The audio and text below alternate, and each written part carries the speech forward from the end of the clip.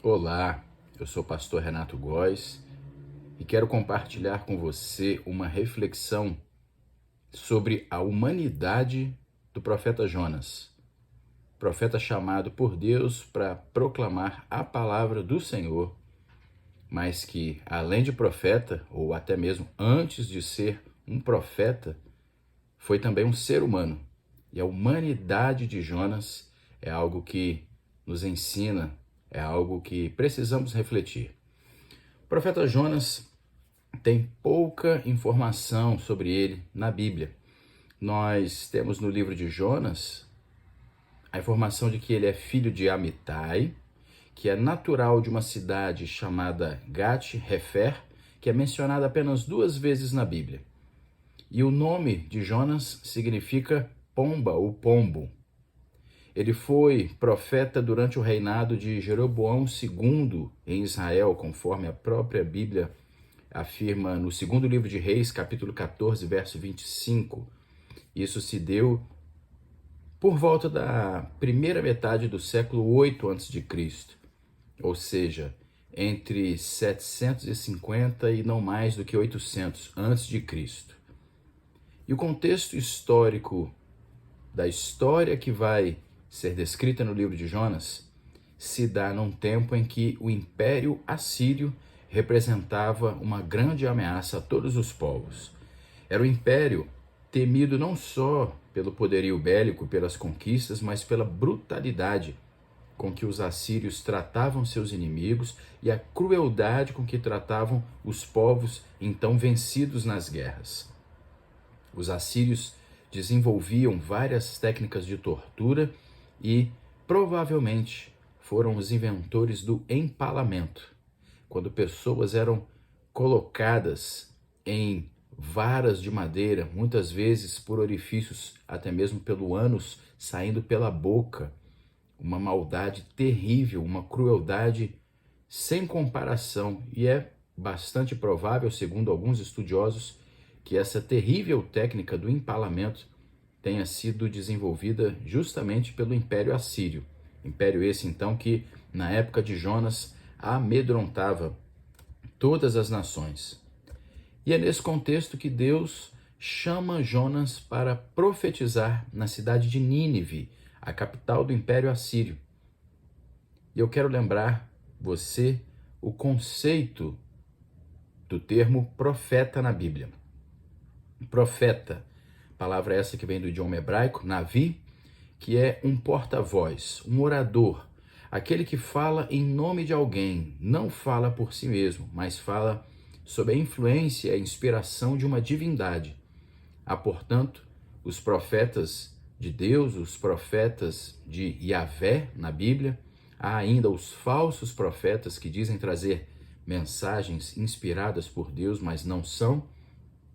Há ainda profetas de falsas divindades também, porque o termo profeta se refere então àquele que não fala por si mesmo, mas àquele que fala em nome de uma divindade. Os profetas de Deus falam em nome de Deus, chamados e inspirados por Deus para falar uma mensagem que não é deles, mas que é de Deus. Mas é muito interessante porque o caso de Jonas vai nos mostrar que o profeta também possui humanidade. Mais do que um simples porta-voz, os profetas também eram seres humanos, gente como a gente. E Jonas tem sim a sua humanidade evidenciada no livro que leva o seu nome na Bíblia. Se analisarmos o livro de Jonas sob o aspecto da humanidade do profeta, podemos dividir esse livro em 4 partes. A fuga de Jonas no capítulo 1, a oração de Jonas no capítulo 2, a obediência de Jonas no capítulo 3 e a ira de Jonas no capítulo 4. Em cada um desses capítulos, podemos ver aspectos muito evidentes da humanidade do profeta. Muitas vezes analisamos os profetas, inclusive os seus livros bíblicos, sob o aspecto da mensagem pregada, da mensagem anunciada, dos alertas, até mesmo das previsões feitas. Mas o livro de Jonas nos permite analisar a humanidade do profeta. E cada um desses 4 capítulos do livro de Jonas, vão evidenciar características diferentes, aspectos diferentes da humanidade do profeta. Jonas então foi chamado por Yahvé para levar uma mensagem à cidade de Nínive, capital do grande, poderoso e temível Império Assírio. E o texto bíblico é sucinto e direto no capítulo 1. Deus chamou e Jonas fugiu. Deus chama Jonas para que proclame a palavra de Deus ali em Nínive. Deus chamou, mas Jonas, diz o texto, imediatamente fugiu. Isso é interessante porque, além do aspecto da revelação de Deus, da mensagem divina transmitida ao seu servo, o livro de Jonas não apenas mostra a humanidade do profeta, mas detalha o conflito interior de Jonas. Desde o seu comissionamento, seu sentimento, seu intento, seu arrependimento, seu cumprimento e até o sofrimento. Todas essas características tão humanas são evidenciadas, mostradas até com detalhes no livro de Jonas. É interessante observar que a ênfase no livro de Jonas está muito mais no profeta do que na profecia. Muito mais na pessoa do que na mensagem a ser anunciada. E eu quero ver com você, então, o que nós podemos observar no capítulo 1 de Jonas, a fuga de Jonas. Deus chama seu profeta e o profeta foge. Isso é interessantíssimo porque a própria definição do termo profeta aqui foi colocada em xeque com essa reação de Jonas. Aquele que, por definição, deveria proclamar uma mensagem recebida, simplesmente decidiu desobedecer. Decidiu ir na direção oposta àquela que Yahvé tinha ordenado. A fuga de Jonas nos faz refletir, então, sobre o nosso próprio relacionamento com Deus, a nossa postura diante dos mandamentos de Deus para a nossa vida. Também nos faz pensar sobre o desejo de Deus em se revelar e se relacionar conosco, e da nossa autonomia para recusar esse convite. Deus não produziu robôs, nem seres desprovidos de vontade para com ele se relacionar. Deus espera sim que todos o busquemos, que todos o ouçamos, que todos estejamos sempre prontos a ouvi-lo e a obedecê-lo. Mas Deus conhece nossa estrutura e sabe que somos pó. Deus conhece o nosso ser por completo e sabe que há em nós esse aspecto corrompido, decaído, depravado. Aspecto esse que nos impulsiona para longe dele. Deus sabia que Jonas, mais do que um porta-voz, era também um ser humano. Assim como Deus sabe de todas as limitações que há na minha vida, no meu ser, na sua vida, no seu ser.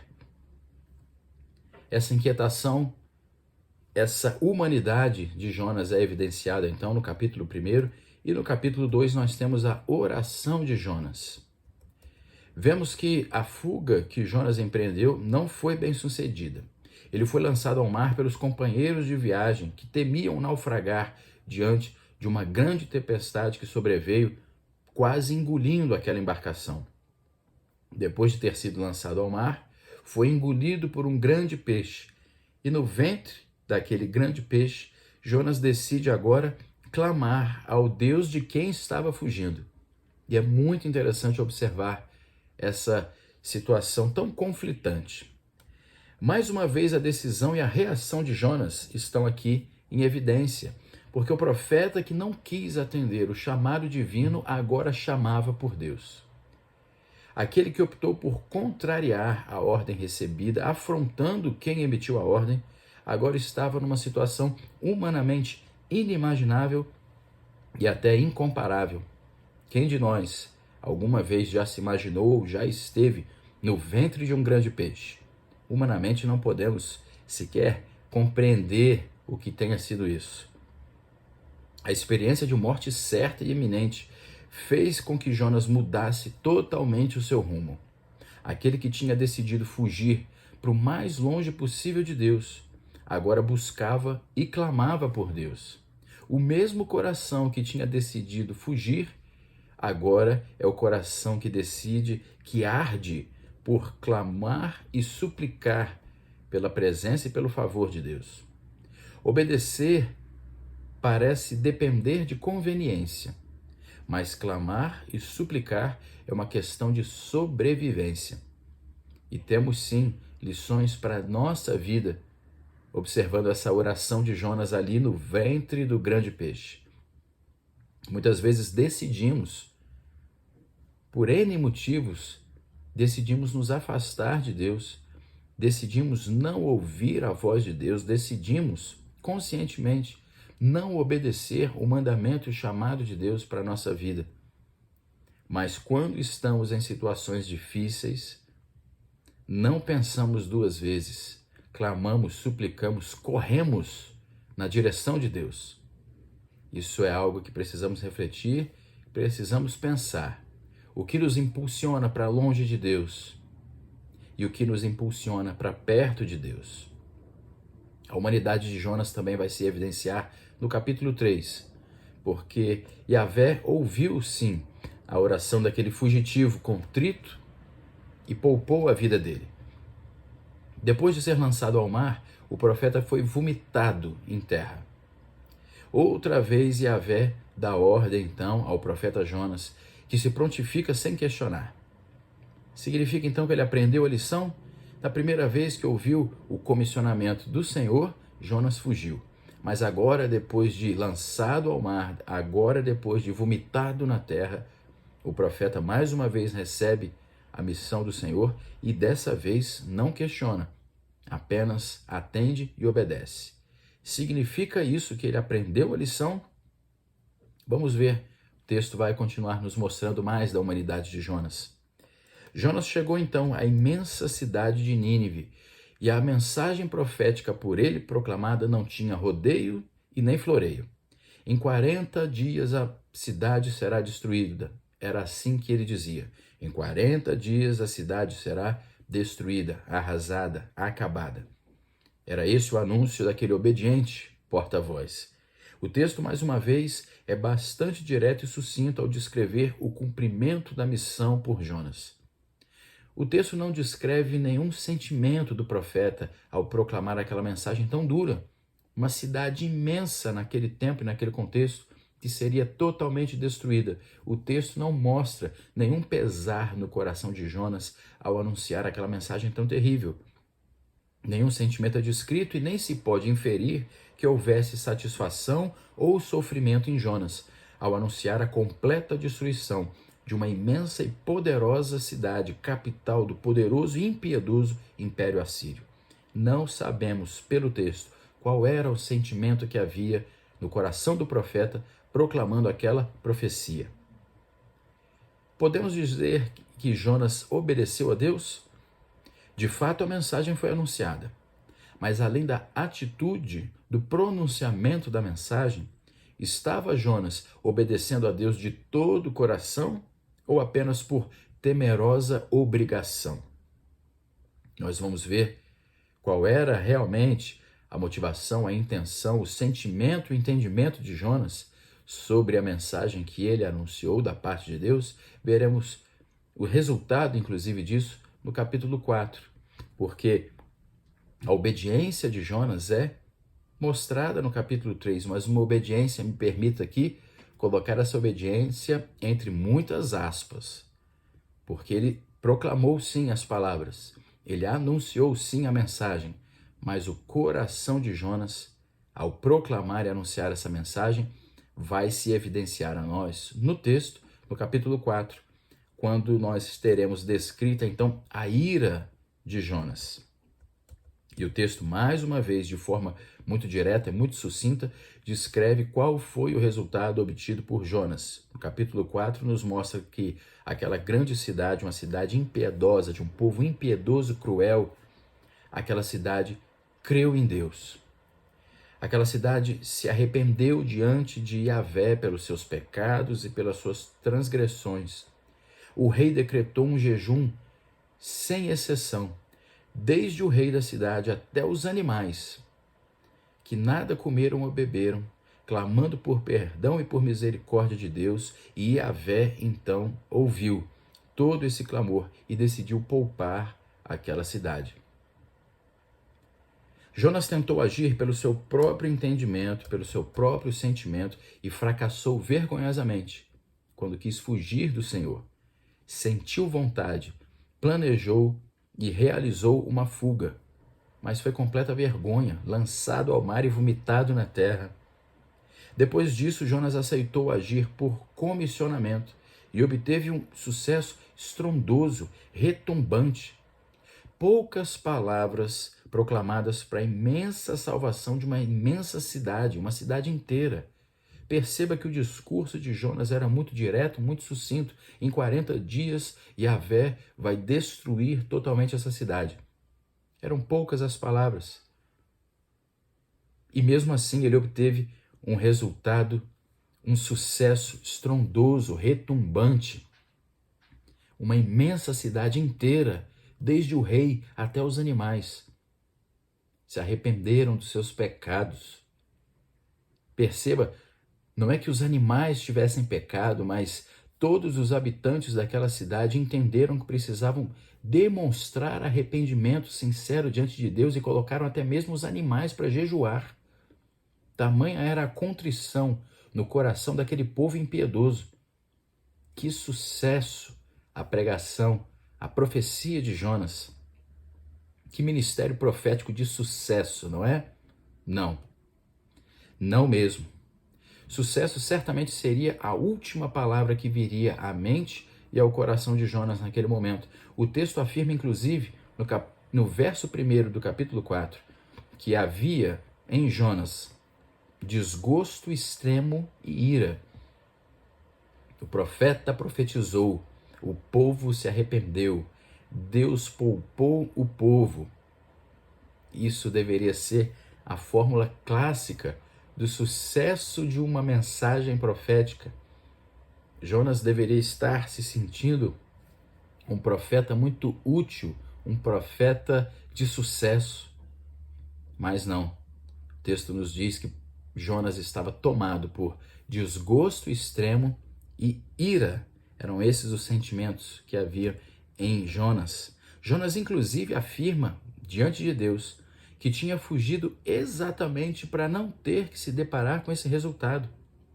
Nós temos no livro de Jonas, capítulo 4, ele diz no verso 2, Jonas orou ao Senhor e disse: Ah, Senhor, não foi isso que eu disse estando ainda na minha terra? Por isso me adiantei fugindo para Tarsis, pois sabia que és Deus clemente, misericordioso, tardio em irar-se, grande em benignidade. Jonas sabia que Deus faria o necessário para que aquele povo ouvisse a mensagem e se arrependesse. Jonas sabia que se aquele povo demonstrasse arrependimento, Deus perdoaria e pouparia. Jonas não queria contar com essa possibilidade. Foi por isso que Jonas fugiu para a direção oposta à cidade, para onde Deus mandou que ele levasse a palavra de Deus. E diante disso, diante dessa ira, diante desse extremo desgosto, Deus então, diante de Jonas com esse coração tão entristecido e irado, Deus de forma amorosa e paternal faz uma pergunta a Jonas que leva não só o profeta, mas inclusive cada um de nós hoje a refletir. E a pergunta que o Senhor fez a Jonas foi: é razoável essa tua ira? Muita salvação havia sido feita, operada, concedida ali na cidade de Nínive. Isso trouxe ira ao coração de Jonas, que queria ver aquele povo sendo castigado, destruído, por causa da crueldade, da brutalidade que aquele império inteiro representava. Mas aquele povo foi poupado pelo Senhor porque se arrependeu, porque colocou o coração contrito, a ponto de obrigar os animais a jejuarem. Isso gerou então a misericórdia, o perdão do Senhor, e Jonas fica absolutamente irado porque queria a destruição daquele povo. E Deus pergunta a ele: Jonas, é razoável essa tua ira? E a resposta de Jonas logo em seguida vai ser também muito sucinta e direta, não em relação apenas a salvação de Nínive, mas em relação inclusive à ira do profeta com o fato da árvore que o abrigava, que o dava sombra, ter secado. Jonas respondeu assim ao Senhor: sim, é razoável minha ira até a morte. Porque a ira de Jonas, não só com a salvação, mas até com aquilo que aconteceria na vida dele, essa ira só crescia, porque ele não estava em paz com Deus e nem com o propósito de Deus. Deus não se propôs a castigar ou até fulminar aquele profeta que fugiu, que negou, mas que depois clamou, pregou e que se irou com o resultado obtido. Resultado esse que era exatamente o desejo de Deus desde o princípio. Deus não desconsidera a humanidade de Jonas, mas Deus opera apesar e sobre a humanidade de Jonas. Jonas não era apenas um megafone nas mãos de Deus. Jonas era alguém amado por Deus, alguém a quem Deus queria ensinar e aperfeiçoar. Por isso podemos afirmar que o livro de Jonas trata muito mais sobre a própria pessoa de Jonas do que a mensagem profética de Jonas. A Bíblia evidencia a humanidade de Jonas com mais destaque do que seu próprio chamado profético. Precisamos aprender então com o livro de Jonas que Deus não quer apenas nos usar, mas quer nos aperfeiçoar, nos amadurecer, nos fazer crescer espiritualmente. Deus nos dá sim uma missão, mas espera mais que cumprimento. Deus quer relacionamento. Deus não estava interessado apenas no desempenho do profeta Jonas. Deus estava dedicado a transformar o entendimento e o sentimento daquela pessoa, daquele ser humano chamado Jonas. Assim como Deus considerou e trabalhou a humanidade de Jonas, Deus também espera aperfeiçoar a minha e a sua humanidade hoje. O nosso entendimento, o nosso sentimento, nos adequando aos propósitos e planos dele. Perceba que Jonas até obedeceu, mas o coração de Jonas não estava adequado e alinhado aos propósitos e ao desejo de Deus, que era salvar aquela cidade. Aquilo aconteceu, o coração do Senhor certamente estava satisfeito e contente, mas Jonas estava desgostoso e irado. Da mesma forma, o Senhor quer hoje, assim como se propôs a trabalhar e aperfeiçoar a humanidade, o coração, o sentimento e entendimento de Jonas, Deus também quer aperfeiçoar, trabalhar, melhorar a minha e a sua humanidade, o meu e o seu sentimento e o meu e o seu entendimento. Que Deus trabalhe a nossa humanidade, assim como trabalhou a humanidade do profeta Jonas. Eu compartilho então essa reflexão com você, pedindo a Deus que trabalhe não somente por meio da nossa vida, mas que Deus trabalhe em nossa vida, sobre a nossa vida, gerando em nós muito mais do que apenas cumprimento de missões, mas que Deus venha gerar em nós relacionamento de intimidade com Ele. Espero que essa reflexão possa abençoar a sua vida e me despeço aqui desejando que Deus abençoe poderosamente sua vida e sua família hoje e sempre.